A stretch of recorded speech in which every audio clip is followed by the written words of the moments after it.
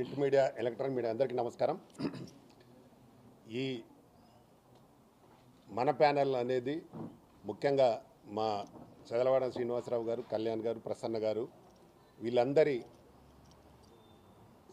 Support, మా అందరికీ సపోర్ట్గా ఉండి దీన్ని చేస్తూ ఉన్నారు. కాబట్టి దీన్ని డెఫినెట్గా వాళ్ళు చేసేది తక్కువ, చెప్పడం ఎక్కువ.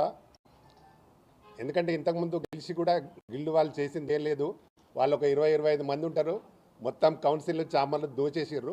ఎలాగంటే ఇంతకుముందు కౌన్సిల్కు వచ్చే లాభం అంతా కౌన్సిల్కి వచ్చేది. అంటే ట్రైలర్స్ కానీ యాడ్స్ కానీ ఏదున్నా కౌన్సిల్కి వచ్చేది. ఇప్పుడు ₹1 రాకుండా మొత్తం ఒక 20-25 మంది పనిచేసుకుంటున్నారు. దానివల్ల నిర్మాతలు చాలామందికి ఇబ్బంది జరుగుతుంది. పెద్దందరూ చెప్పారు, నేను కూడా అదే చెప్పబోతున్నా. అందరికీ నష్టం జరుగుతుంది. దయచేసి ఇప్పుడైనా మేల్కొని చిన్న నిర్మాతలతో ఉన్న మా అందరినీ గెలిపించాల్సిందిగా కోరుతా ఉన్నాము.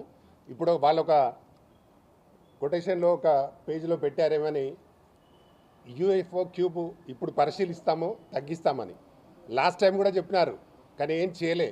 నేను మొన్ననే ఒక సినిమా రిలీజ్ చేస్తే నేను ఒక 100 థియేటర్లు అయితే 10 లక్షలు కట్టినా. నేను గతంలో మనకు లేదు. నేను ఇప్పుడు దాదాపు 92 నుంచి చేస్తున్న సినిమాలు. మనకు 92లో 2001 వరకు మనం మంచిగా అన్ని పర్సెంటేజ్లు ఇచ్చేది. ఆ తర్వాత స్టార్ట్ అయిన ఒక 3-4.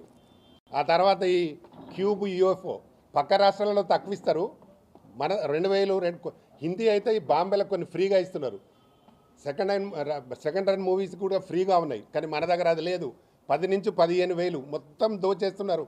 3 వాళ్ళే గిల్డులో ఉన్నారు. ఇప్పుడు డబ్బులు కూడా విపరీతంగా ఖర్చులు పెట్టి పార్టీలు ఇస్తూ మెసేజ్లు కూడా పెడుతూ చిన్న నిర్మాతలను తప్పుదోవ పట్టించే ఏర్పాటు చేస్తున్నారు. నిర్మాతలారా మీరు కళ్ళు తెరవండి, ఇప్పటికైనా తెరవండి.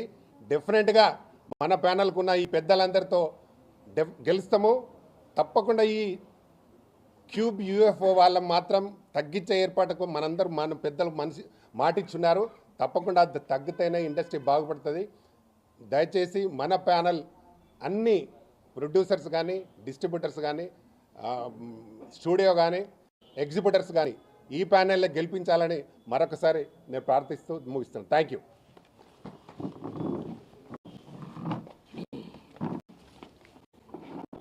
అందరికీ నమస్కారం అండి. చెప్పింది మళ్ళీ చెప్పొద్దు. చిన్న సినిమా బతకాలంటే ఏం చేయాలో 3 సూత్రాలు ఉన్నాయి సార్.